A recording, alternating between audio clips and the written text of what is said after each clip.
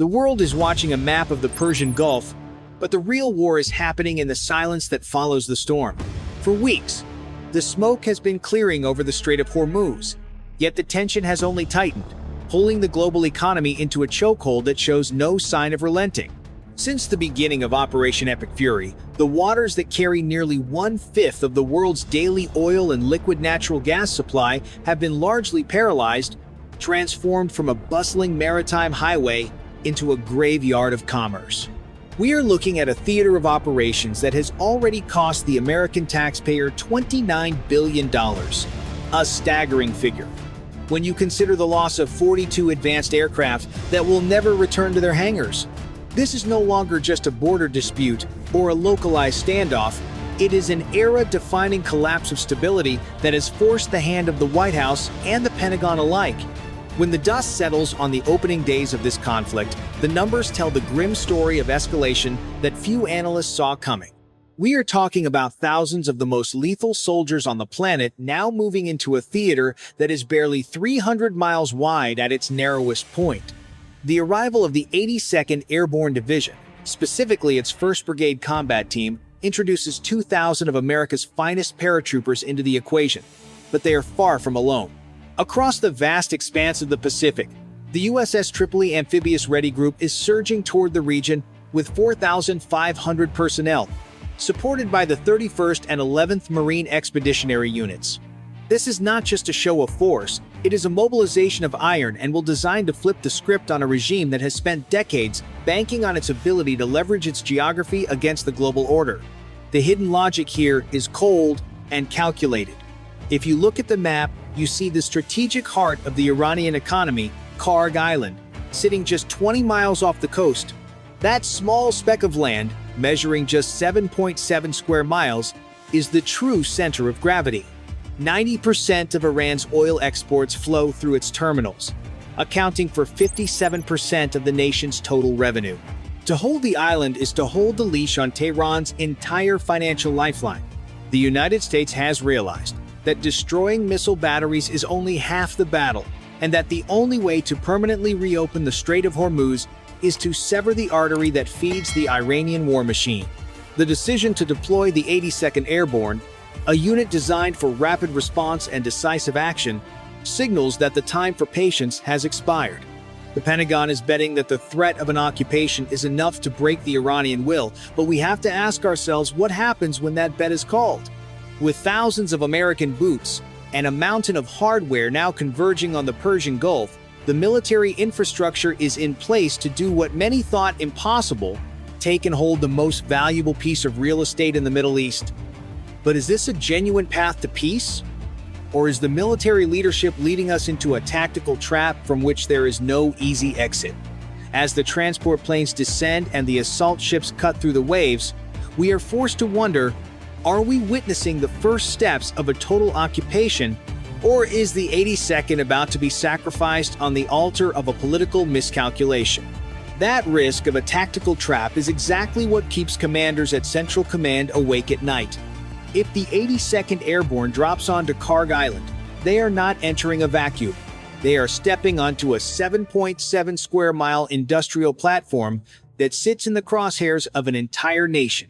The geography here dictates the outcome of the battle before the first paratrooper ever leaves the transport aircraft. Karg Island is physically separated from the Iranian coast by just 20 miles of water, a distance that is virtually nothing in the age of modern artillery and mobile missile launchers. Any force occupying that island is within range of standard rocket artillery, meaning the second those boots hit the ground, they are essentially entering a permanent artillery barrage zone. The tactical reality involves a grueling multi-phase progression. It would begin with the 82nd Airborne utilizing their immediate response force to drop into key landing zones near the central airfield. Speed is the only armor they have. Within the first 6 hours, they must secure the oil terminal and the airstrip. While the paratroopers move in vertically, the 2 Marine Expeditionary Units would be executing a classic amphibious assault on the western beaches. The complexity here is staggering. Imagine the coordination required to synchronize a paratrooper drop from 30,000 feet with a heavy landing craft maneuver from the sea. They have to establish a defensive perimeter that stretches across the entire length of the island, which is barely 3 miles long at its widest point. Every inch of that ground would need to be cleared, mapped, and fortified while under constant surveillance from the mainland. The environment offers zero mercy. The Persian Gulf in the summer is a furnace, where the heat can easily climb past 115 degrees Fahrenheit. The humidity is oppressive, turning every piece of heavy gear into a literal weight that drains the energy of the troops.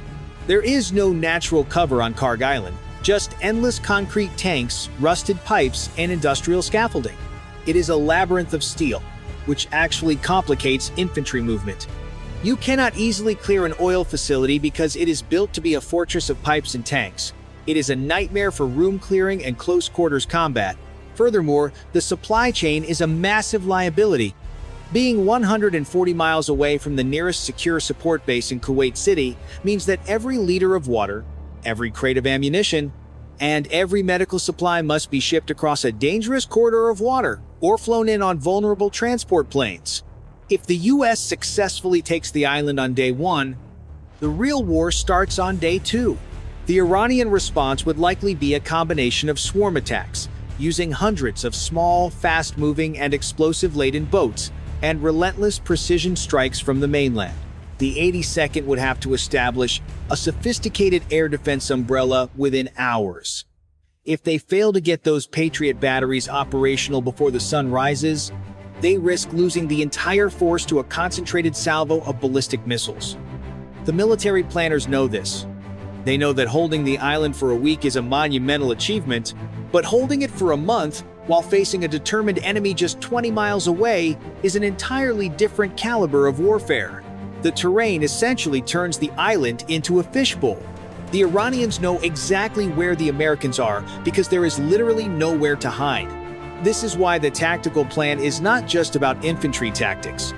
It is about the absolute suppression of the surrounding environment. To make this work, commanders rely on a level of technological overmatch that has rarely been tested in such a confined space. It requires a seamless integration of sensors, shooters, and shielding that must function with zero margin for error. But all these brilliant tactics, the complex maneuvers, and the high-stakes positioning mean absolutely nothing without the actual machines of war themselves. The strategy is only as good as the steel, the sensors, and the sheer destructive payload they can bring to bear against a desperate enemy. The sheer magnitude of the hardware required to secure a sliver of rock like Karg Island is staggering, and it highlights the friction between the perfection of the drawing board and the absolute chaos of the Persian Gulf. At the spearhead of this operation is the F-35 Lightning II, the supposed crown jewel of American air dominance. On paper, it is a masterclass in engineering, possessing a combat radius of over 1,200 miles and the ability to carry 18,000 pounds of ordnance across its internal bays and external hardpoints. It is designed to be the ultimate sensor fusion platform, a jet that sees everything, communicates with everything, and strikes with pinpoint accuracy while flying at speeds reaching Mach 1.6. However, in the salt-heavy, suffocating heat of the Gulf, those delicate composites and complex electronics become a maintenance nightmare. The sand and the corrosive humidity turn these jets into hangar queens, requiring hours of specialized work for every single hour of flight time. When you are operating out of a cramped airfield like the one on Karg, you do not have the luxury of a massive air-conditioned depot to keep these multi-million-dollar machines in the air. Their on-paper invincibility often crumbles when faced with the grinding reality of a sustained, high-tempo deployment in a hostile environment. Supporting the air wing from the ground, the military relies on the M142 HIMARS, the high-mobility artillery rocket system that has become the darling of modern conflict. Its reach is undeniable, capable of firing guided missiles over 186 miles to neutralize Iranian defensive positions from behind the safety of the horizon.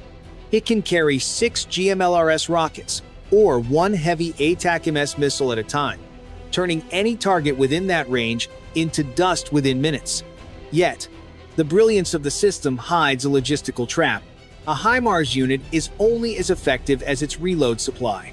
Each reload pod is massive, weighing thousands of pounds, and requires a dedicated heavy truck to move and crane into place. On a tiny island that is barely 3 miles across, you cannot simply stockpile miles of supply lines. You are essentially trapped in a small kill box with a finite amount of ammunition. And once the enemy realizes you are out, you become a very expensive, very stationary target. Then we have the MQ-9 Reaper, the drone that defined a war on terror.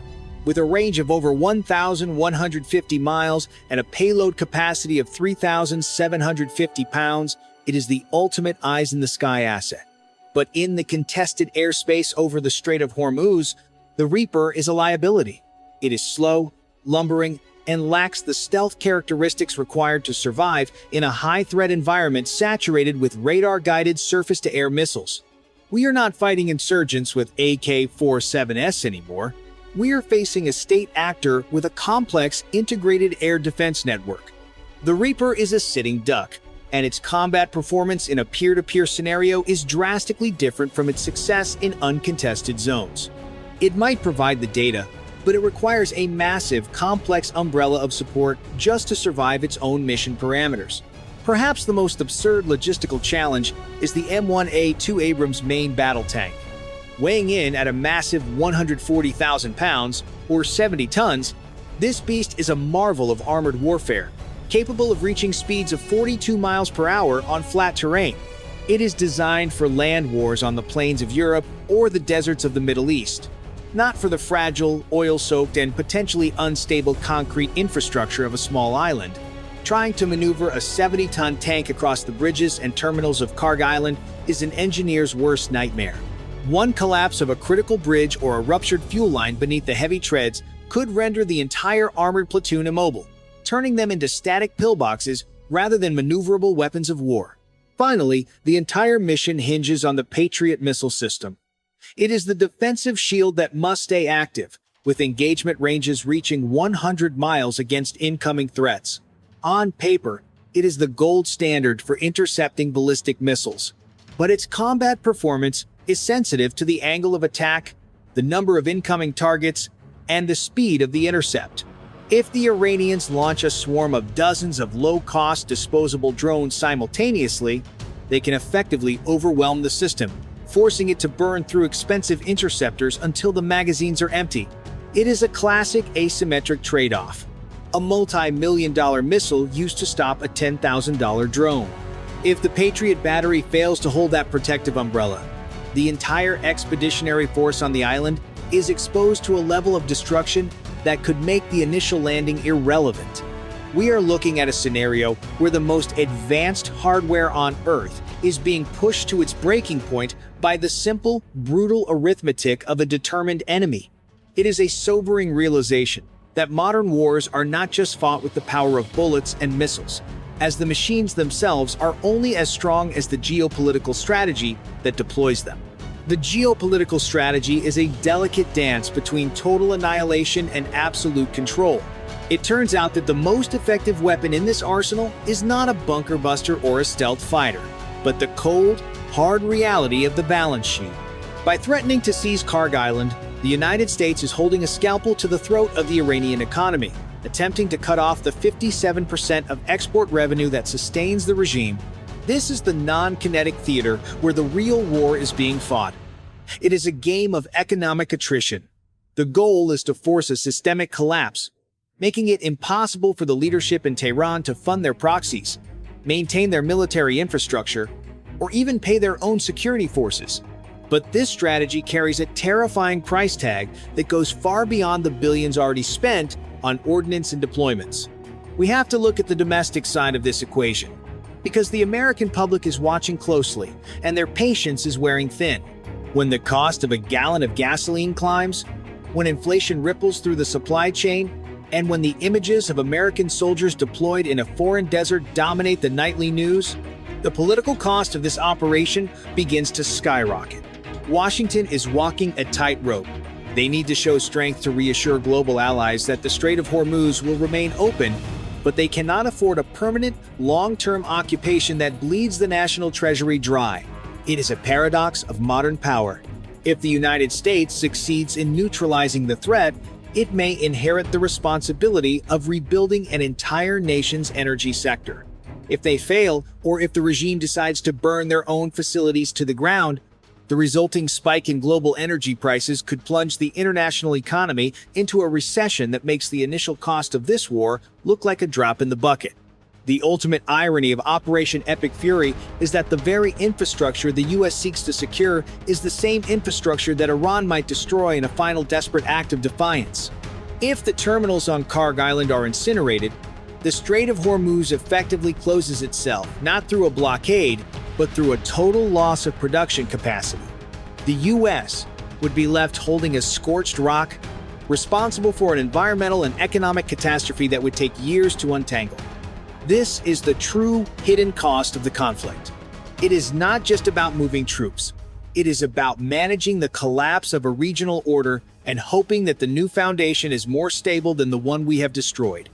We are betting that we can control the chaos, but history has a cruel way of teaching us that the vacuum created by regime change or economic collapse is rarely filled with the peace we expected.